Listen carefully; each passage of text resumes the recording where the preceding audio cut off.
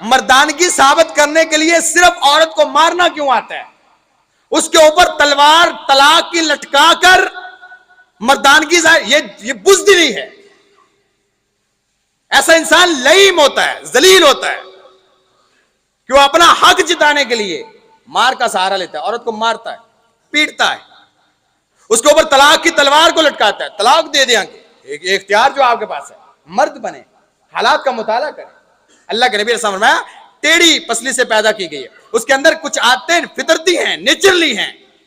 बातें करना, बात बात पे रूठ जाना, बात बात पे थोड़ा सा ताना दे देना, या बात, इसी टेढ़ेपन के साथ उसके साथ गुजारा करो। इस टेढ़ेपन को बर्दाश्त करना बेसिकली मर्दानगी है।